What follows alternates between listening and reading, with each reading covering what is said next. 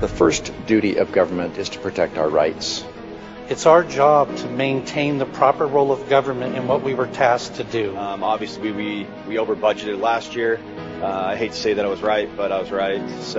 And I think that that's what we need to look at more, is trying to get back to what we used to be, where our churches and our families took care of each other instead of relying on the state. And we have no way to maintain control over the spending of this program, and it will be a disaster for this state long term. But we have a whole gamut of kids whose parents would like to do something for them and they cannot. I take our constitutional rights, the constitutional rights of my constituents, very seriously. This is simply about putting it out of reach of young, innocent, vulnerable children and making our libraries and schools a safe place for them to go. And I am increasingly frustrated that we cannot stop ourselves from drinking at the public trough. He's sounding the alarm. He's saying if we don't address these issues, we potentially might have greater problems moving forward. Mr. Speaker, no matter how you look at it, no matter how you boil this down, there is never any time that a parent's right to govern what their children see and what they're exposed to should ever be bypassed. If I was looking at a business and I was looking at these figures, there would be heads rolling because this is unsustainable. We're supposed to be bottom-up government. We're supposed to be representing my citizens' ideas and your citizens' ideas, and we're supposed to be discussing them and debating them to come to a conclusion. We need to start making Idaho first. We need to start making America first. We need to be protecting our First Amendment rights, not inventing ways to slowly chip away at them. The First Amendment and our freedom of religion, freedom of speech are our first liberties. They are so important. We don't have the rest without them.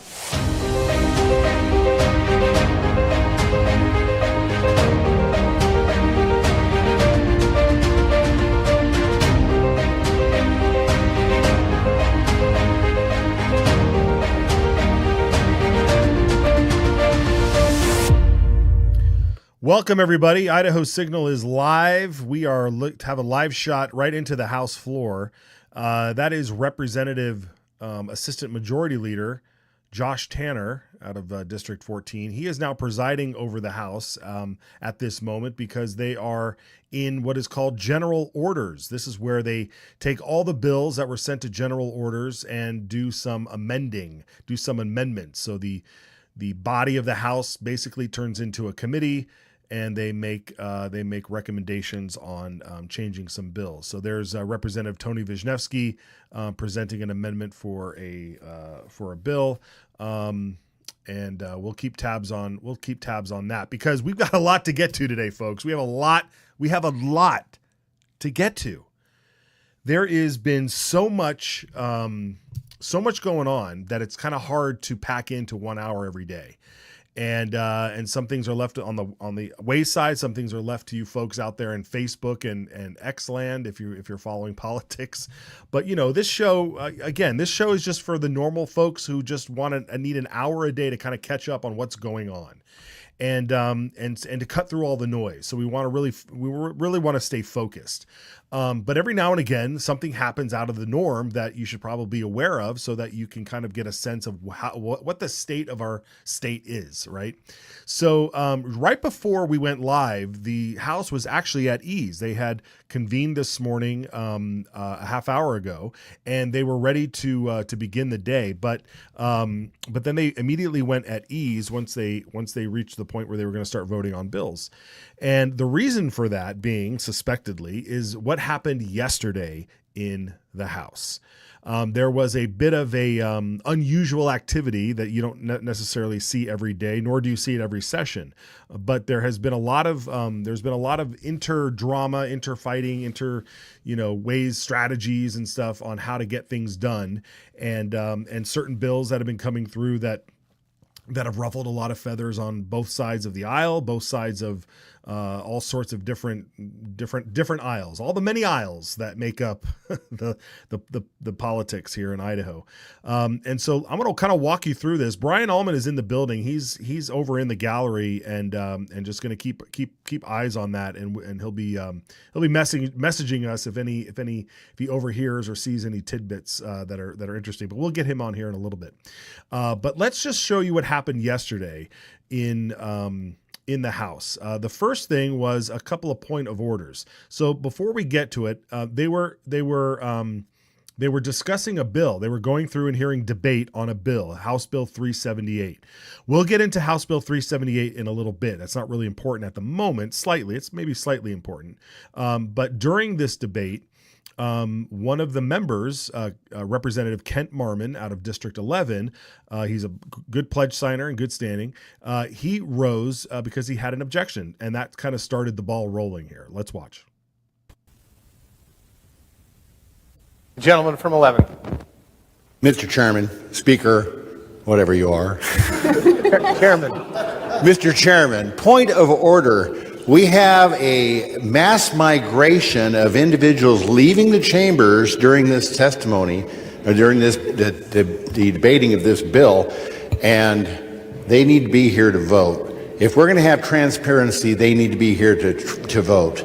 They're leaving during the debate. I object, Mr. Speaker. Mr. Speaker, I object. They have every right to leave the floor. Point of order.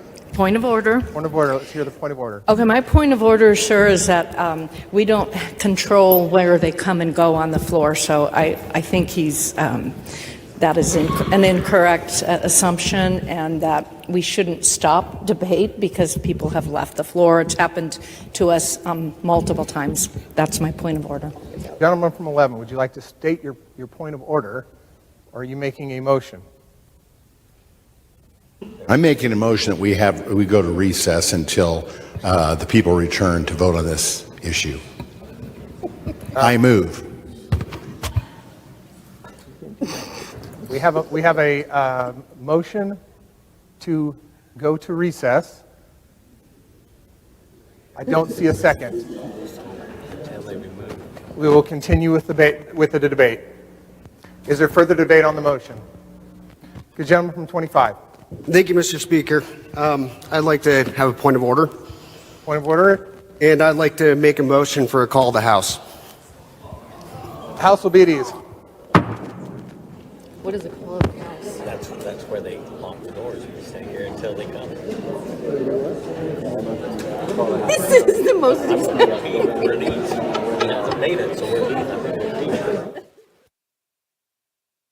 Well, so yeah, interesting. So for those of you who don't know quite exactly what happened there, apparently, obviously, there were some people that were leaving, and that made Kent Marmon stand up and say we wanted everybody here to vote on this bill. But the call to the House, that is actually a rule. I believe it's Rule 18. It might be in the House, and a call to order. You might have seen this make headlines in other states throughout the years. A call of the House basically says that the sergeant at arms shall lock the gallery or lock the floor, lock the doors, and no legislator is allowed to leave.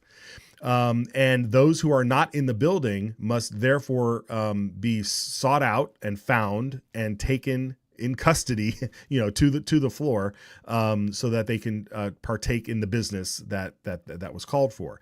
So, but before there was a call of the House, before it was seconded, the acting speaker at the moment, there, Representative Jason Monks, who's the majority leader, immediately went at ease before there was a second. The procedure then, if there was a second, would be then to take a vote of the House if they wanted to do a call of the House, and you only need 1/3 of the House to force that decision. So, but they went at ease, and they were at ease for maybe 10-20 minutes or so. When they did come back, this is how it went.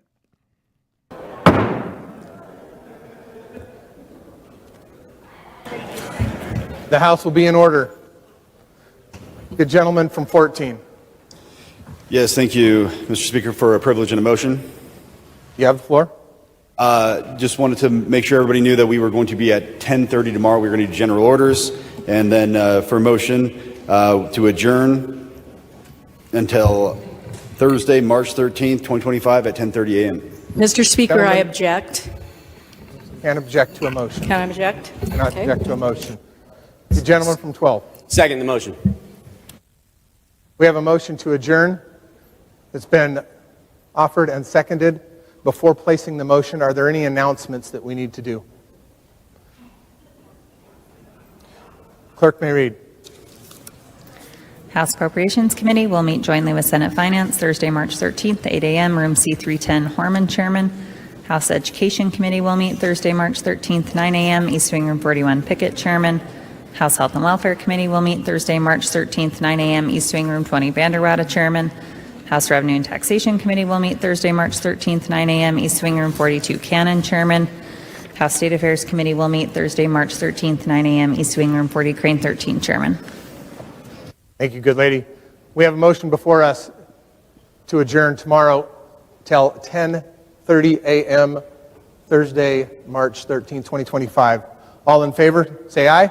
Aye. Opposed, nay. Motion carries. House is adjourned. And just like that, that brings us to this morning. So that's why they are in general orders. You heard Representative Tanner there say that when they do come back today, that they will immediately go into general orders. So that was fascinating, and I think it does go back to the again, using the rules, using Robert's Rules of Order or Mason's rules, whichever orders they use down there, rules they use. But in order to sort of either keep things moving, to throw a roadblock out there so that they bring attention to some sort of issue, so we've seen a bunch of these little bit of tactics used, throughout the years, of course, and here specifically with this specific bill that was happening, and wanting to make sure everybody was on the record. Representative Kent Marmon posted on his Facebook account. We don't have it. We don't need to find it, but he just kind of laid out a breakdown according to his observation why he did what he did.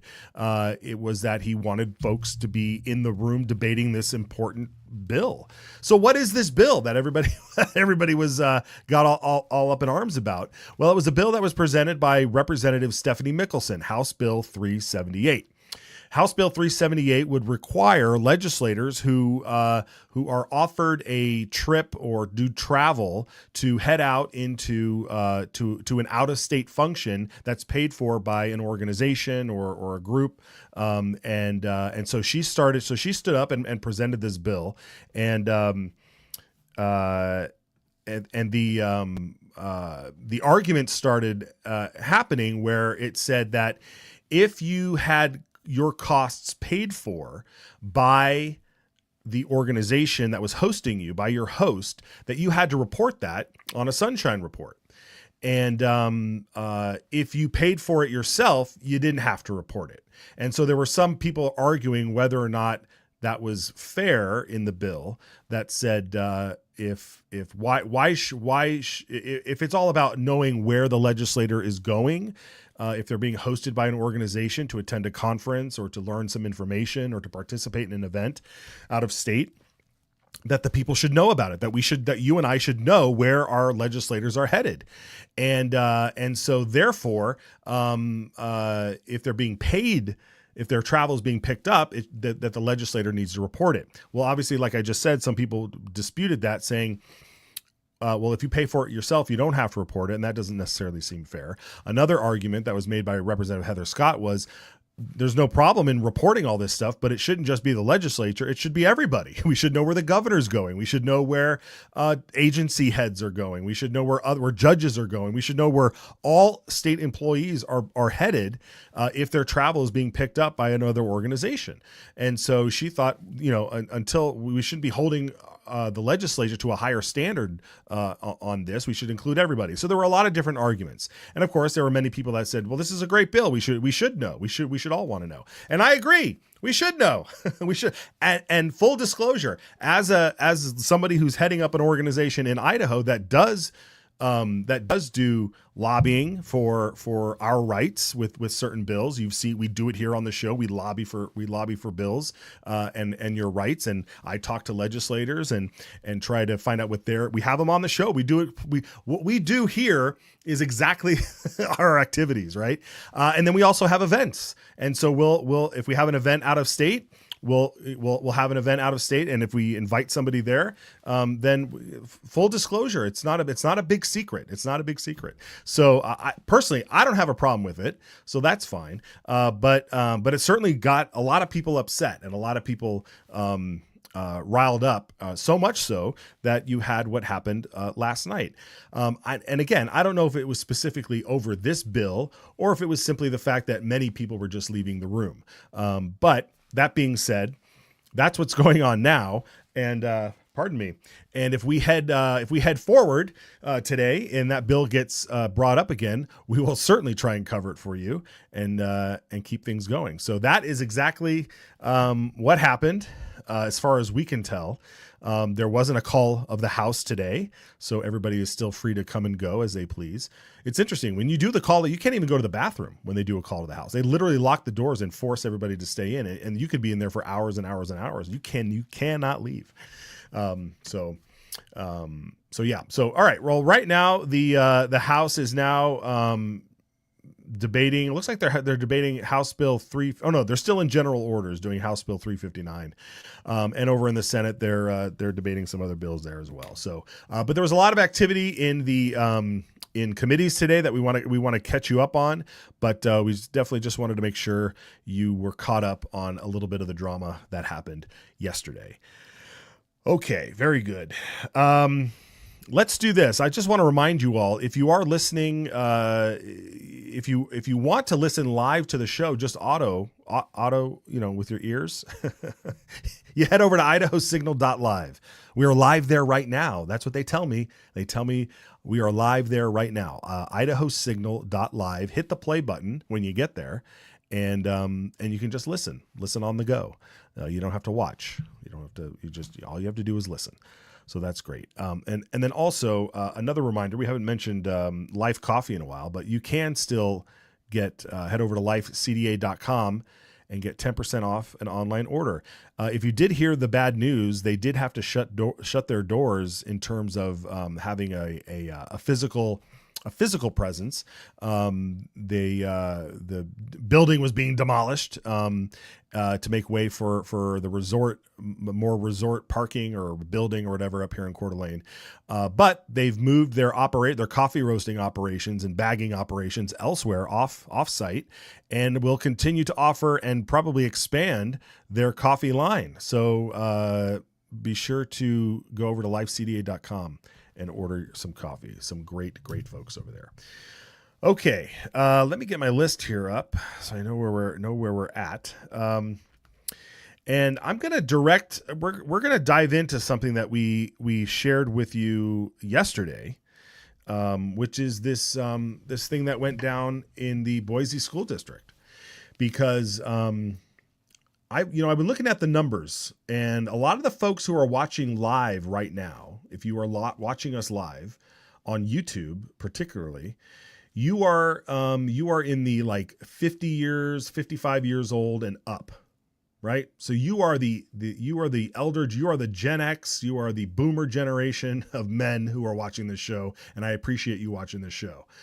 But what we've noticed over the last, I'd say 10 to 15, maybe even 25 years or so, is that there are not everybody, but there's a lack of men getting engaged and calling out BS when they see it. And all one has to do really is take a look at school board meetings where I would say, and I haven't done the numbers, but I would say there's probably for every 3 men that show up at a school board meeting and make headlines, there's 10 women that show up, right? So it's like a 10-to-3 ratio. And that's not good, men. That's not good. We were put on this earth to protect and to help each other and to be protectors. And if we can't step up to the plate and do that, then then you failed. You failed. Now, there are many of those out there that have fought and signed up in the military, and I thank you for your service, and you've done your due diligence, and you've done your duty, rather. But for those of us who haven't, and I'm not a military guy, it strikes in me that we just need to do more as men, to step up, get out there and get involved and call balls and strikes and call people out and hold them accountable. And so this is something that I think is extremely important. We need to hear more men's voices on this. And I thank the parents who reached out to me with this story. And I told you before, we've had many stories. I've had many people reach out and they didn't want their story to go public. But this one messaged and said, we would like to get some more spotlight on this. And so we talked about it yesterday. This is the email that went out. And I want to kind of highlight for you something in this email, because this is the big problem. Because the administrator at the school here who wrote back to the mom who said that her daughter caught a boy masturbating in the girls' restroom, this man who wrote back said, thank you for reaching out with your concerns, right? So-and-so made me aware of your conversation today. And then instead of like inquiring about how her daughter is doing or showing any sort of compassion, this man immediately went to, under district policy, students who are on a gender support plan are able to use the bathroom that aligns with the gender they identify. All right, let's stop right there. That is your first reaction? A female student under your care in your school encountered a boy masturbating in the girls' restroom. And your initial response is to say, well, under district policy, I mean, if this boy was in the gender support plan, he can use whatever bathroom he wants. I'm sorry, but using the bathroom is way different than doing what he did in a restroom. And again, this gender support plan, is that what they teach in this gender support plan? Is this the kind of support that we're putting out there? The email continues. You can go back full screen here. The email continues. There is a gender neutral bathroom available, but no one is required to use it. It is each student's choice. There is currently a piece of Idaho legislation that may change this in the future, blah, blah, blah, blah. No. You can change it, sir. You can change it. You can step up and be a man and defend the girls that are in your care. That is what you can do, sir. And we'll let you know who this is eventually. We'll let you know who this is. We're doing our due diligence back here. We're trying to get in touch with many different people and gather more information on this. But this is just going to snowball, folks. This is just going to snowball. So this is what we're dealing with. This is how unhealthy the administration and the staff is at these public schools. We had Julie on the program. Julie is somebody that I personally interviewed 2 years ago, where she encountered a boy leaving the restroom at the same time she was leaving the restroom. She didn't know that in the stall next to her was a boy. And then when she got out, he left after. And when she went to the administration, they said, well, that they can use whatever want. These transgender kids can do whatever they want. And she's like, he was dressed as a boy. They're like, yeah, may have been dressed as a boy, but he identifies as a girl. No one is defending these kids. No one is defending these kids. And then when Julie met another girl in the same school who said that she encountered the same boy in a restroom, and when she went to file a complaint or to let a teacher know, they laughed at her. She was laughed at. She's on record saying that at a public school board meeting when she showed up to share her story. So men, we have to hold each other accountable. And this guy at this school who's in a position of power writes an email like that.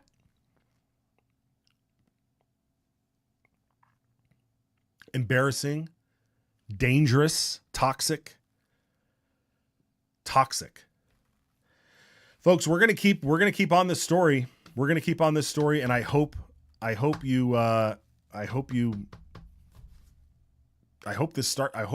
people just wake up. Enough is enough. Enough is enough. All right, we are going to take a break. I'm going to drink some water or something, and we'll get into what happened earlier today in these committees, because the train's got to keep moving, folks. All right, we'll be right back.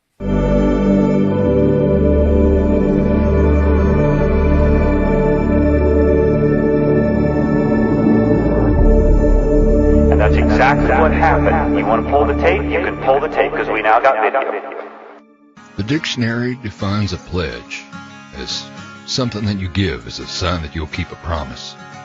As Idahoans, that's what we're looking for in our elected leaders. A sign that they'll keep their word.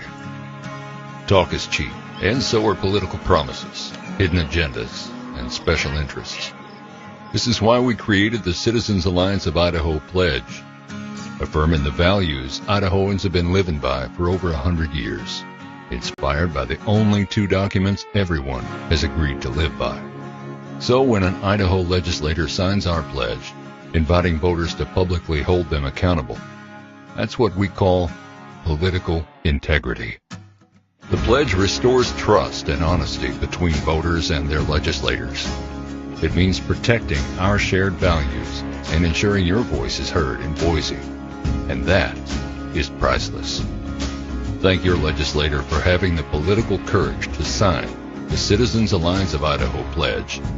And if they haven't, it's time to ask why.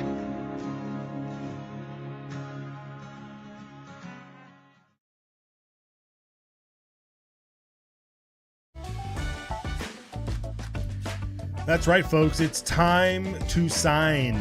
Time to sign. There's the pledge. And one of the pledge points on there: I will not vote against wise and well-directed bills that protect the life and innocence of all children. You got other things on there, like I will vote to support election integrity. I will vote to support education freedom. I will vote to protect due process, your right to due process. So 41 legislators currently have signed the pledge. That's out of 105, folks. You got 41. We're on the right track. We're not saying everything's perfect, but we're on the right track. And we want to know who will be 42. So you can scan the QR code or just head over to timetosign.idahopledge.com and you can fire off an email directly to your representative. If you live in a district that's a diamond district where all three are already there, then you don't need to do it because you're in good shape. But for those, a lot of folks out in the East, if you're watching us in the East, there's a lot of those. We don't have many of those signers out there. So if the pledge is something that you like to see, then we ask you to do that. Because we got to find people with the right values. You know, everybody swears an oath to the Constitution. They all swear the same oath. But it's all about your values. If you don't have the right values, then, I mean, look, if you don't have the right values and you get hired at the Boise School District, then you get what we had. You get what we had here. We're going to get into the gender support plan, by the way, and what the heck that gender support plan is all about. So we're going to keep it going, folks. All right, let's get into what happened today down in the Capitol at which committee was it? The Health and Welfare Committee? Senate Bill 1031 was in the Health and Welfare Committee. And Senate Bill 1031 is the one dealing with health districts. If you recall, during the pandemic, health districts were, under the current language of statute, they were to do all things required. And that was such a huge wide breadth that last year, Senator Brian Lenny brought this bill forward. It didn't go anywhere, but it has already since passed the Senate with Brian Lenny behind it, and it's now made its way over into the House, and it had its hearing today in the House. Here is Representative Rob Beiswinger, who's the House sponsor of this bill. If you recall, Beiswinger and Lenny teamed up together on the anti-masking bill, which the governor signed. Woohoo! And now they're taking on the health district. So let's listen to Representative Beiswinger here present the bill. Deals with the public health districts. They made a lot of news a few years ago. Most people didn't know they existed in the state until they started enforcing certain rules during the COVID pandemic. And so kind of consider myself the COVID cleanup legislator in some ways, some of the stuff I'm working on this year. So this is another effort on that. This bill has passed through committee before, very similar language here. I've got Senator Lenny here for questions too, if you would like. He's sponsored on the Senate side, but basically this just tightens up the language. If you read what the current law is for these health district boards and such, it currently says to do all things required for the preservation and protection of public health. It's pretty broad. I don't know. It gets me kind of nervous, especially given some of the stuff that happens in our country. Not a big fan of some of the stuff that happens in the medical industries and stuff, especially in the past few years. And so the new language we're proposing here is to, and you can read it here in the underlined part, undertake only those actions that are necessary and reasonable for preserving and protecting public health and preventative health and so on, and as supported by scientific evidence. So just want to tighten up a little bit here and have something a little more, I think that'd be more palatable, and honestly just would hold them a little more accountable and not just give them literally to do all things. I mean, I wouldn't, and except for the chairman, I wouldn't give anyone the power to do, all things. So I'm glad you clarified that. Starting to learn how to work this process after 9 weeks of being down here, I guess. So anyway, I'd appreciate your support on the bill and here for questions or compliments. Did he say any questions or compliments? Well, I got a compliment for you. Great bill, sir. Great bill. And yeah, it passed the Senate. That's easy right there. There were a bunch of folks that showed up to testify remotely, which is great to see. And so we wanted to share a couple of those with you. Here, speaking on behalf of folks in the Panhandle, under the Panhandle District, was this constituent. Let's roll this. Just a short comment in support of this bill. I live up in Post Falls in Legislative District 5. I support this bill. Our particular health district, Panhandle Health, I was very upset in 2020 when we had unelected trustee boards making decisions that I felt were better left to the public or to elected officials. And that law was changed. But I think this is a great step towards focusing the health districts towards what they're supposed to be doing instead of what they think they should be doing. That's it. Thank you so much. Committee, any? All right, very good. And then over in from the South, there was a testimony. She was actually in person, I believe. And we'll let her introduce herself. And there was a few back and forth, some questions that some of the representatives had, which I felt were well done. So let's sit back and watch a little bit of this. So it should never have been written into Idaho law that any agency of government can do all things to the people. During COVID, the Board of Central District Health was scheduled to meet and discuss how many people they thought I should be allowed to have in my home during Christmas time. That was totally inappropriate. I was not allowed to enter the building and give testimony on that because I wouldn't wear a mask. Also totally inappropriate. When I instead stood in the parking lot to exercise my free speech in the only way possible at that time, the health district, in conjunction with the police department, put snipers on the roof of the building next door. Their rifles were aimed at me and my children, who stood freezing in the snow trying to redress our grievances to an overbearing government who was trampling the rights of the people. None of these actions by Central District Health were necessary or reasonable. They were all very authoritarian. But back then, and still to this day, Idaho law says the health districts can do all things. In my opinion, this bill does not do nearly enough to rein in the health districts. I would like to see much tighter restrictions on their power, but at the very, very least, we must change this language. At least with the slightly better verbiage of necessary and reasonable, the people have a small leg to stand on when their rights are being completely violated. So I would ask for your yes vote, please, on Senate Bill 1031. Committee, any questions? Representative McCann. Thank you. Ms. Clinton, where were you living when that happened with the snipers on the buildings? Ms. Clinton. Mr. Chairman, Representative McCann, I was living in Boise. You were here in Boise where that was. Okay, yes. Thank you. Thank you. I want that clarified. Committee, any other questions? And Representative Kaler. Quick question. Thank you, Mr. Chairman. And Sarah Clendenin, thank you for coming down and speaking to this bill. I guess my only issue with the new language added into the bill, kind of to echo what Representative Furman said, it was the supported by scientific evidence. And again, I mean, depending on who the authority was that was speaking on TV. Dr. Fauci was the scientific evidence, and then other people here locally, like Dr. Ryan Cole, would present a completely different viewpoint. So, how do you feel about that language? Because I know you're very active in the health community here, so I appreciate your input. Ms. Clinton and Mr. Chairman, Representative Kaler. Yes, so I think the big thing there is scientific evidence versus scientific consensus. We have a lot of people that claim to be experts on a lot of things, and that language, I think, while maybe not ideal, does at least give someone who's going to court over this a leg to stand on. At least now the argument can be made. Whereas the language we have now with do all things is literally so vague, so huge, so broad that if the health district can do all things, we have no argument. At least if we're having the discussion of scientific evidence. When I'm also on the board of Health Freedom Defense Fund, and when we sued the CDC over the travel mask mandate, they were required by the court to produce scientific evidence about the effectiveness of masks. They couldn't produce one single piece of evidence. So even we sometimes have bad science, and other times we have no science. They literally could not produce one piece of evidence. So I think at least this is, like I said, this doesn't go far enough, but this is the first step in that direction of at least the people having a leg to stand on. Yeah, very good, very good. Some good questioning there.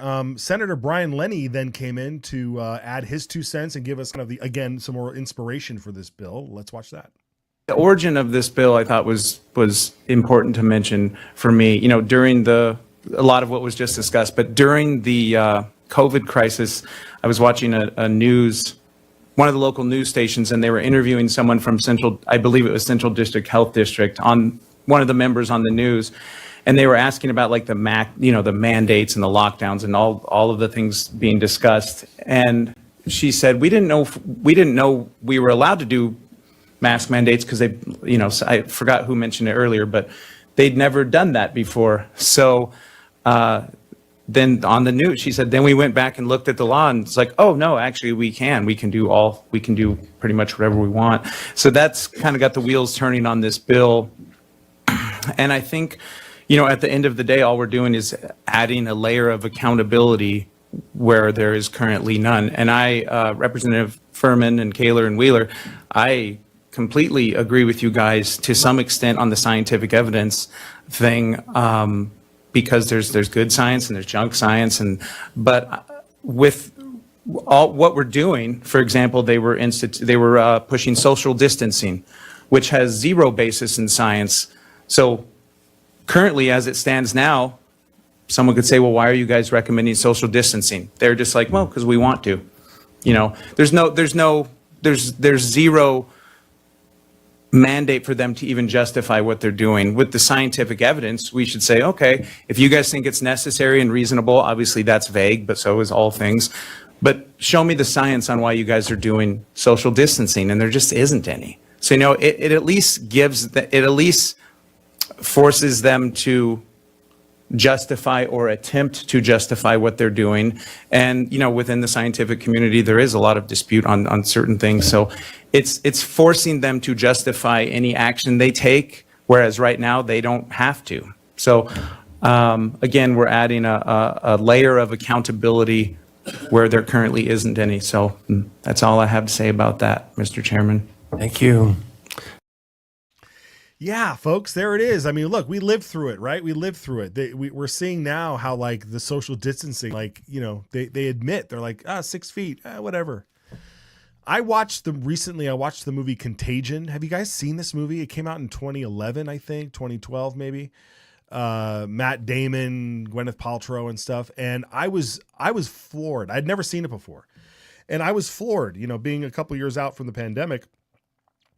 I sat there slack-jawed because I couldn't believe what this movie was literally.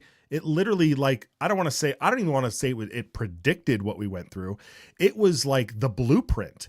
It was like, here's what is going to happen, right? This is how it's going to play out. And even in that film, they used the term social distancing, which I had never heard before. And in the film, it was 10 feet of social distancing. Yeah, there it is. Contagion. Incredible. You guys are on the ball, man. Incredible. Nothing spreads like fear. Look at the tagline. Holy hell, folks. I'm telling you, you want to go back in time, watch that movie. Can you believe that tagline? I had no idea. That's the first time I'm seeing that tagline. Nothing spreads like fear. And that's what they did. Folks, that's what they did during the pandemic. They didn't spread the virus. All they did was spread fear. That's incredible. Holy cow. Oh my goodness. We might be living in a simulation. I have no idea. All right. Brian Allman is with us. He's at the Capitol. He was there all morning. He's going to be stationed there all day, ready for the drama. Brian, so we played the clips earlier of what happened yesterday in the House, and it looks like they're just sort of procrastinating on getting back to that drama. So what's your take on this so far? Yeah, I did get that sense during the first reading calendar. Instead of moving to just read them by name and title, they let the clerk read the entire bill, so it took up some time. Then they went through second reading, and the moment they got to third reading, they stopped, went at ease, went into a caucus meeting. Who knows what they talked about? They're never supposed to share what they say in those meetings. It's a cone of silence. But they came back out and went to general orders, which is where they consider amendments to bills. After they finished that, then they recessed for the afternoon. So they'll be back in a couple hours after lunch and after the afternoon committees, and we'll see what happens then. But it keeps things fun, I would say. Keeps things unpredictable. Politics for a lot of people can be a little boring, a little banal, tedious, but it keeps things interesting. Edge of your seat. Yeah, edge of your seat for sure. Yeah, it felt like if you have a spat with your wife and then you both have somewhere to go, and then at the end of the day you come back and you both you both take care of the kids. You get the you're going to continue the fight later, but let's just get through the motion with the kids and the house and then all that stuff and the chores. It's a very specific analogy there. Yeah, it's kind of like what it feels like. Okay, well, yeah, we'll keep tabs on it and be sure to. I'm sure, like you said, you'll be there all day. So you folks head over to X, follow Brian there so that you can keep tabs on his live tweeting. Okay, I want to get your opinion here. We dropped the story yesterday about what happened at Boise High School. Look, there's a lot of folks out there that keep denying that these things are happening. And I don't want to so much harp on the boy that did what he did in the bathroom because he clearly needs some help. Look, there were probably boys 25 years ago that were doing what he did in the boys' bathroom, right? I mean, prepubescent and boys going through puberty will do some strange things that are completely inappropriate. But that's life, right? And we have to deal with those when they come along. What I'm really focused on here is the fact that the school seems to not only enable this sort of behavior, but completely insensitively kind of ignore the damage that it's being done to these innocent girls. It seems like there's definitely an inverted sense of morality in that they've decided that certain people are victims no matter what the situation. And somebody who's identifying as a different gender is obviously a victim of something. And therefore, anything they do, they can't be the oppressor. They can't be the perpetrator of anything. They're the victim.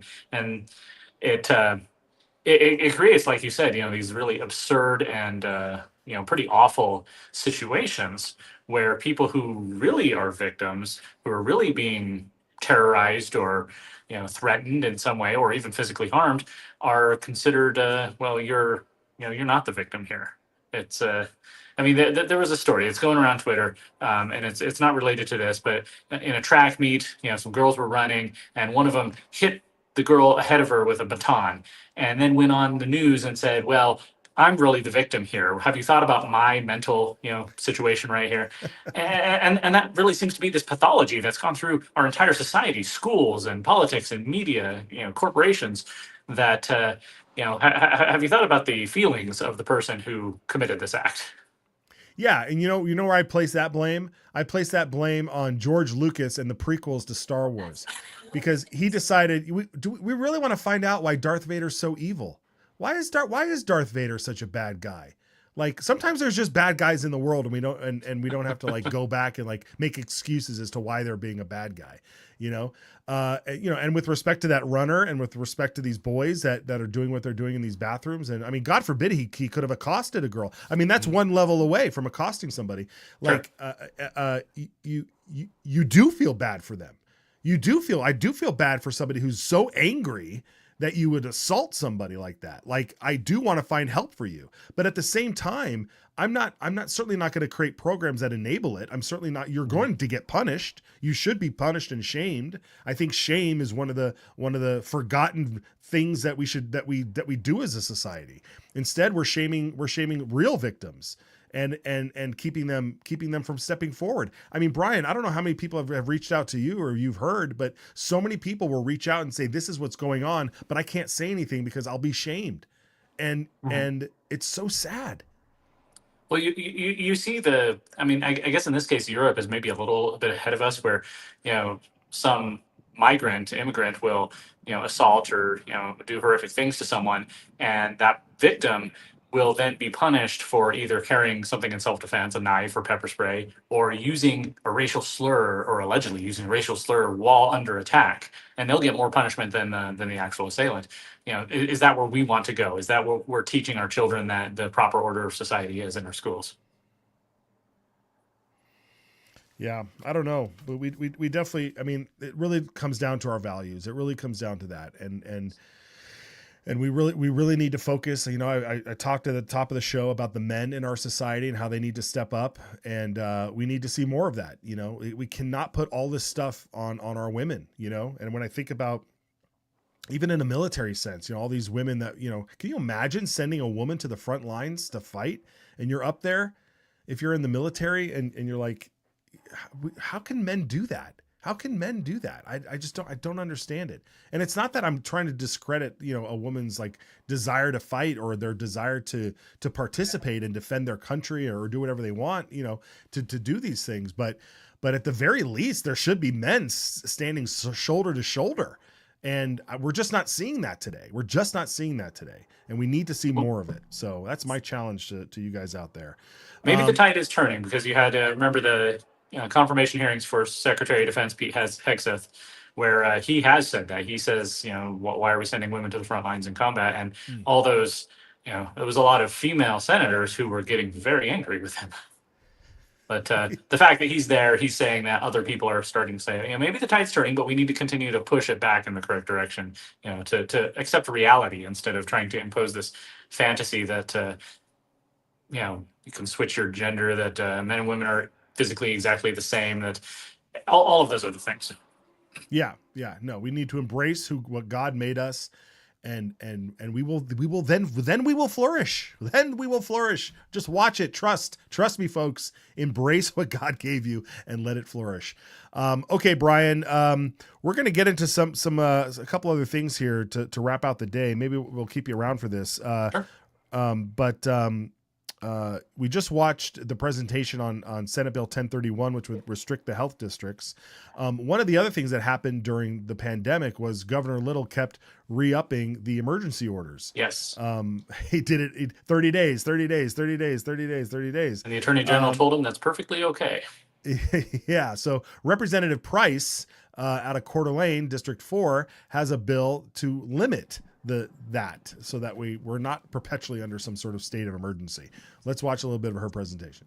So once again, just a change to the language to add that in case of a disaster emergency related to fires, floods, tornadoes, earthquakes, or invasive species, the governor may declare a disaster emergency without exercising his authority to convene a special session. Are there questions for Representative Price? Representative Mickelson. You tell me where on the bill it says he doesn't have to. I'm reading this and it's saying Page 1, lines 27 through 29, Representative, are the new additions that provided, however. So in those cases that are listed there, then the governor doesn't have to call us back in. Okay, so then my follow-up question would Certainly. Is what emergencies then would he need to call us back in for under this? Like what other things aren't here that would fall under this, I guess. Representative Price. Thank you, Mr. Chair and Representative. Any disaster other than those, so for example, the pandemic that happened in 2020. Representative Dygert. Thank you, Mr. Chairman. Good representative. I'm looking at line 38 where it talks about 60 days is the length of the disaster emergency. Is that enough time when we get these catastrophic wildfires that have been known to last till winter? Representative Price. Mr. Chair and Representative, we've excluded those wildfires, so that would not apply. But if you look at lines 35 and 36, it specifies right above that, no longer than 30 days unless the governor finds it should be continued for another 30 days. So we're just restating that in clear language. Follow up. So does that mean he can take 60 to 90 on the case of a wildfire? Representative. Chairman Crane and Representative, they are not included in this specific change, so I cannot answer that question. Any further questions for Representative Price? Seeing none, the RS is properly before the committee. Representative Scott. I move that we send RS 32659 to the floor with it. I'm sorry, to the. I move that we introduce RS 32659 and send to the second reading. Committee, we have a motion to introduce RS 32659 and send to the second reading. Is there discussion on that motion? Seeing none, all in favor signify by saying aye. Aye. Opposed, nay. The motion is carried. It will be done. Would you like to be recorded as voting no? Okay. All right, very good. So, I mean, yeah, that's the kind of stuff we need around here, right, Brian? Yeah, of course. You know, the problem was with the interpretation of the state of emergency language in our laws. Can you do it for 30 days and another 30 days and then another 30 days after that indefinitely, which is the interpretation that the governor and the previous attorney general made? Or does it mean that you do it for 30 days and another 30 days and then you have to call the legislature in if you want to continue it, which is what a lot of people thought it meant at the time. But now this bill is specifying that. Originally, the bill said that you'd have to call the legislature in for a special session to call any state of emergency. But it was pointed out that the governor uses that language, that mechanism for things like wildfires or floods, and so perhaps those should be exempted, which this new version does. It seems reasonable to me. You know, the legislature, that was one of the big problems of 2020 is that the governor called a state of emergency right after the legislature went out adjourned, which they probably shouldn't have adjourned in that case, and then wouldn't call them back. So the bureaucracy, the executive branch, was ruling the state in this moment of emergency, making all sorts of decisions that affected countless lives, and our legislators were sitting on the sideline, unable to do anything. So that this makes sure that anything that happens again, our lawmakers, our elected representatives, the 105 people that we sent here to make the laws, will be able to weigh in on how those proceed. Yeah, very good. And I got to ask you, Brian. That movie Contagion, I'm telling you, man, if you haven't seen that movie, it's wild. Have you seen this? I mean, are you on board with me on this one? It was interesting when I heard when you brought that up earlier, because when the COVID pandemic first started, when we first started hearing that it was coming out of China back in January 2020, I actually decided, this looks like an interesting movie to watch for this occasion. And so I did, and it was interesting to watch it and then see, as you said, see it play out exactly the same.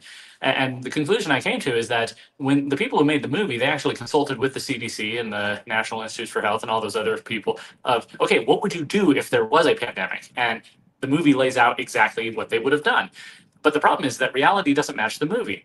In the movie, it really is a virus that kills a third of the people. And the guy selling snake oil turns out to be a charlatan who's just trying to make money instead of somebody who actually has reasonable evidence that things might, help with the with treatment.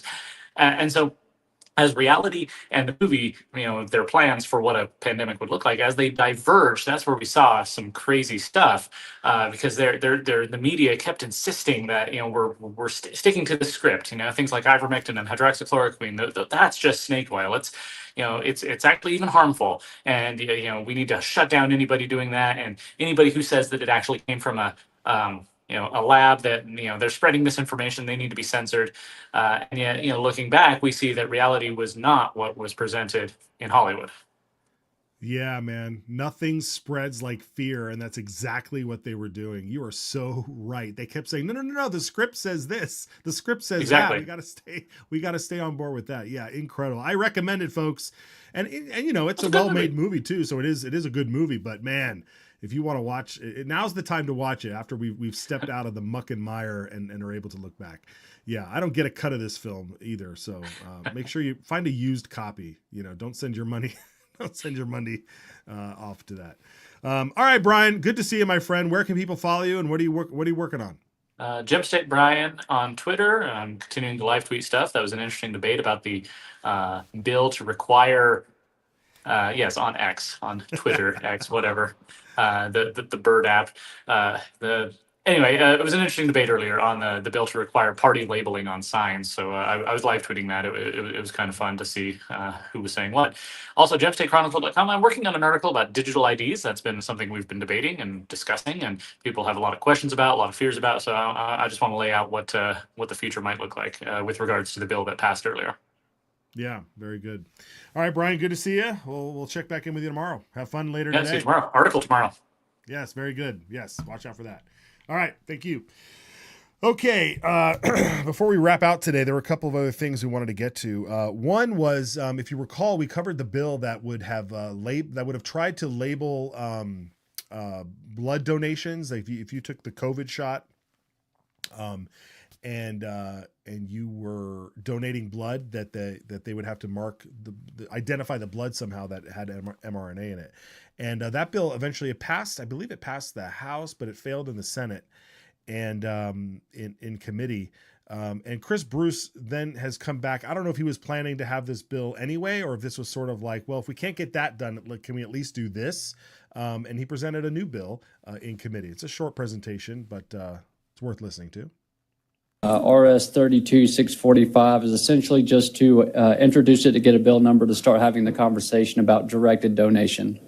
Direct donation could be your blood that you donate for a procedure you're going to have, or from someone that you know that they can take. Now, there are certain requirements that would be met as you read through the bill, but this would just give us a way to reference back a bill number and to have the conversation throughout the off time.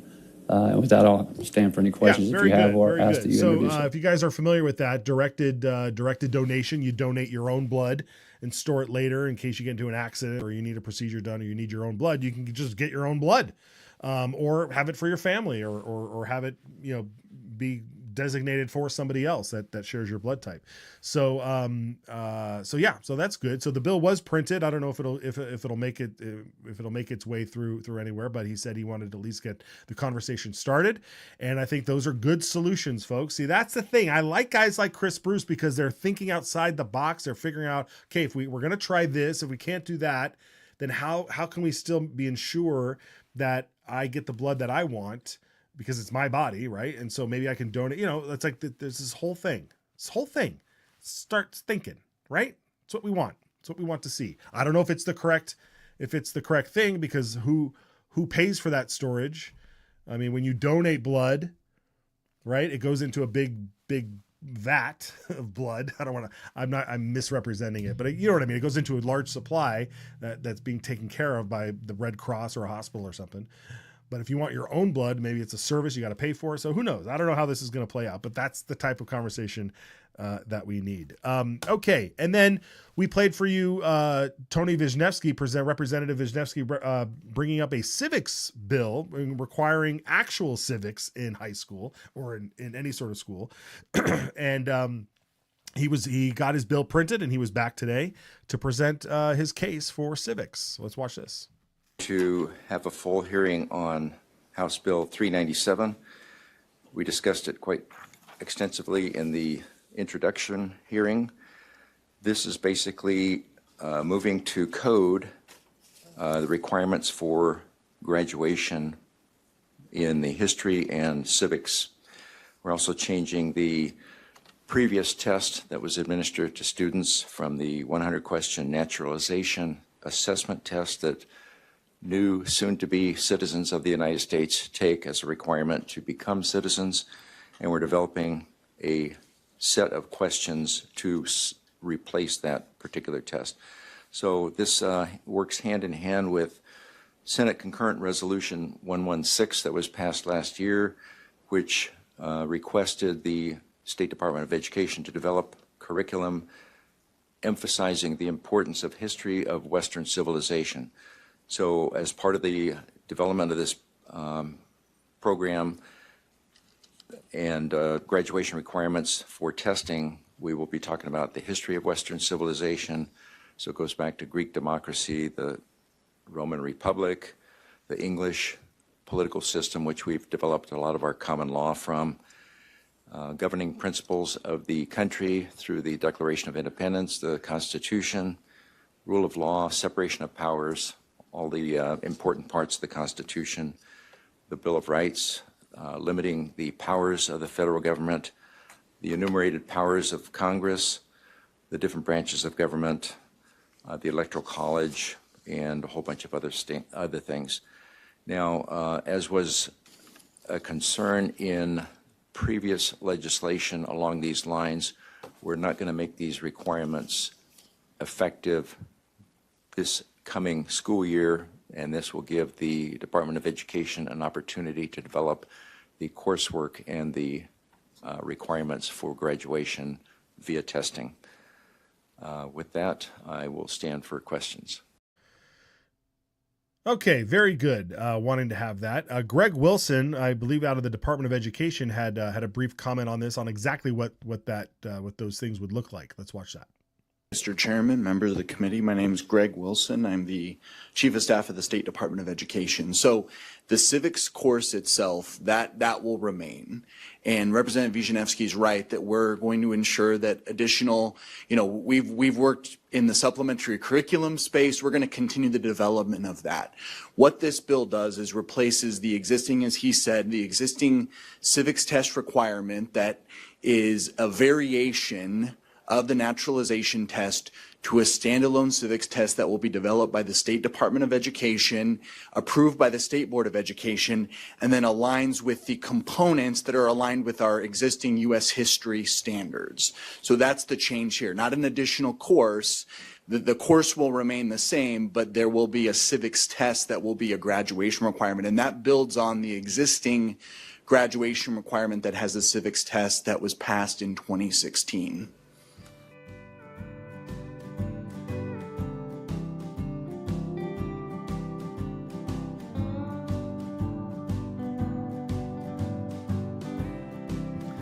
Yep, you got me now. You got me now. Sorry about that. But he's right. That's what we got to be focusing on in our schools, folks. That is, we're going to show you tomorrow this gender support form. We're going to go over this. This is what they're wasting their energy on. Gender support, right? Gender support. The gender support plan. Instead, our legislators are focused on the right thing. Let's make sure our kids are understanding civics. Let's make sure they're understanding the right curriculum, right? Folks, it's so important. It's so important. All right. Thank you again for watching today. We got through a lot. I was happy to see that. IdahoSignal.live if you want to listen to us on the road. It's very good. 24/7. 24/7. On the road. Folks, we'll see you next time. Take care.